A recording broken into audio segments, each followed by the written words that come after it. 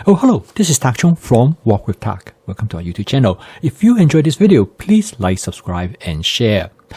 Please feel free to write me at walkwithtak@gmail.com if you have any question regarding to this video or any videos that I have posted in the past.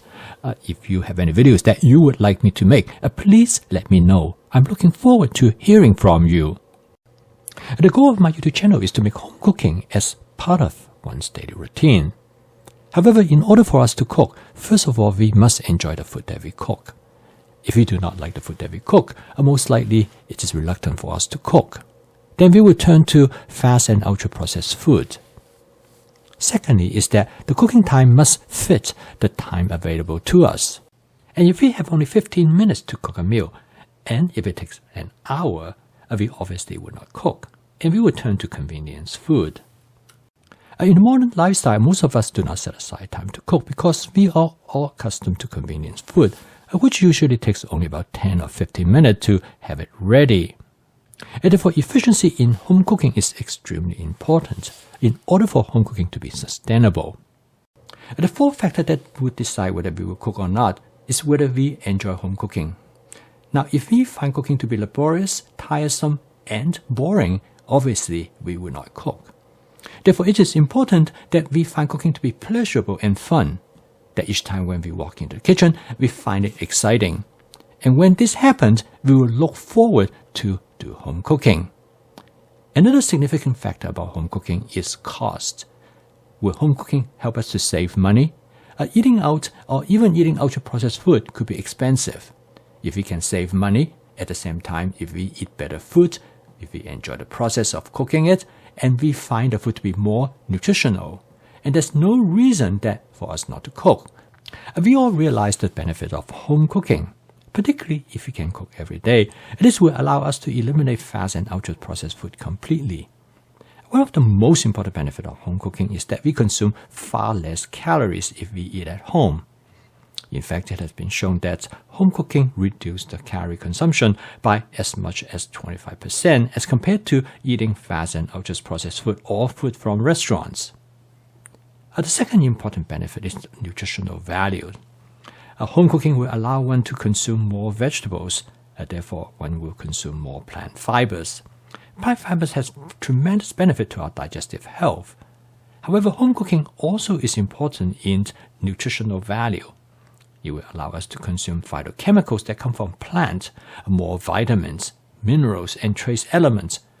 A healthy diet will boost our immune system and therefore protect us against infectious diseases. It also will lower our blood sugar level, therefore we are less likely to develop diabetes. A healthy diet also will reduce our blood cholesterol level and therefore maintain a healthy blood pressure. In addition, it protects us against many other chronic diseases, including cancer. In the standard American diet, vegetable consumption is minimum, and in order to maintain a healthy diet, it is important to consume sufficient vegetables.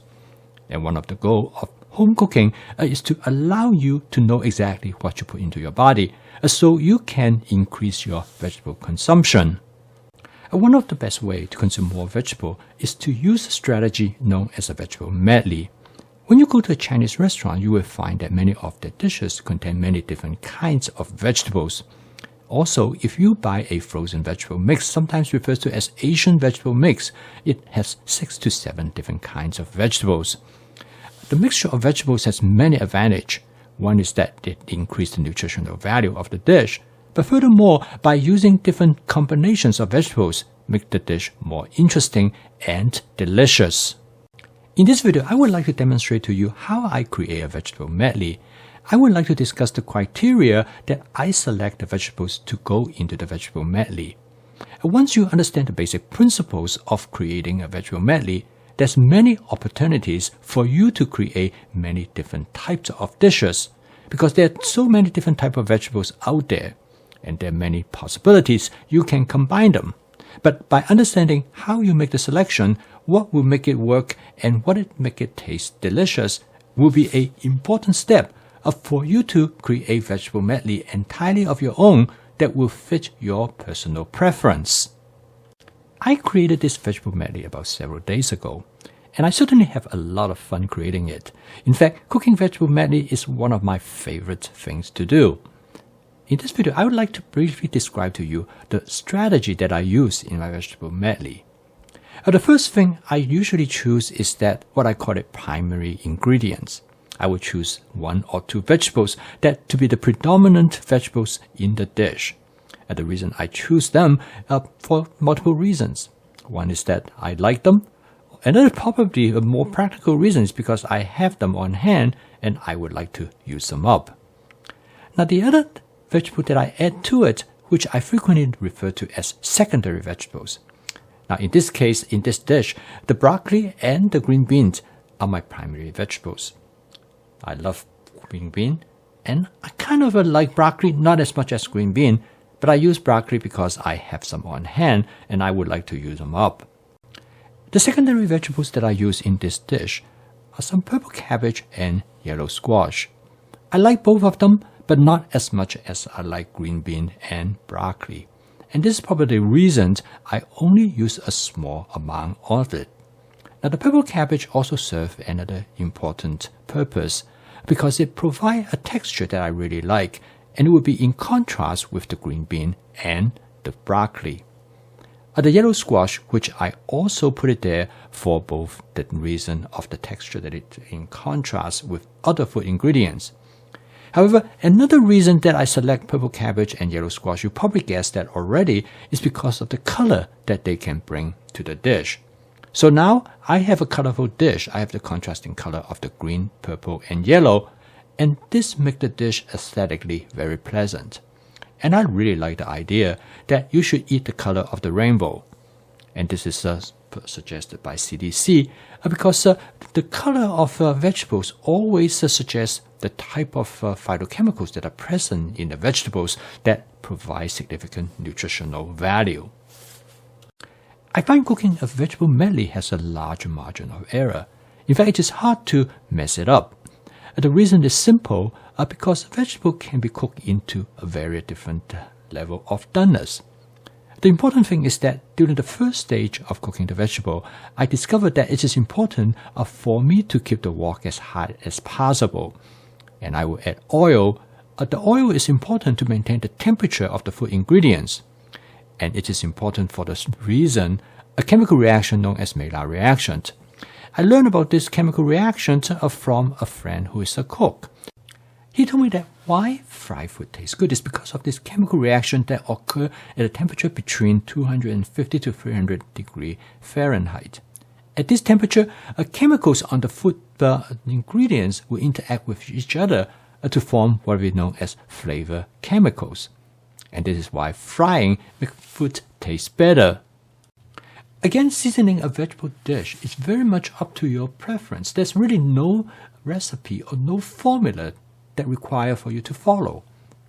I use a combination of different types of sauces that are frequently available to me, such as soy sauce, oyster sauce, and hoisin sauce. And I use them in different combinations based on the vegetable that I have, as well as how I feel like it.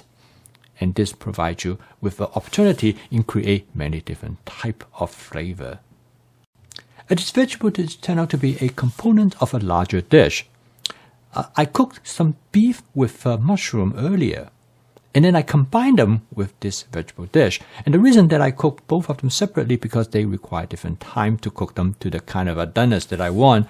So it's much easier for me to cook them separately and combine them. This way, I will have a much better control how well done I want the ingredients in this dish.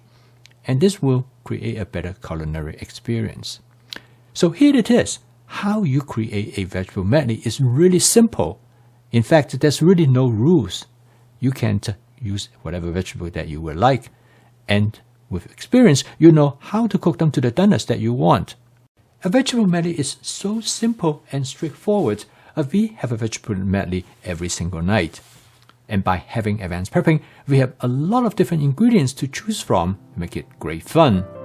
I post a video each day to help you to make home cooking as part of your daily routine using my fast cooking system. Now with this cooking system, you can make home cooking practical, efficient, creative, and fun.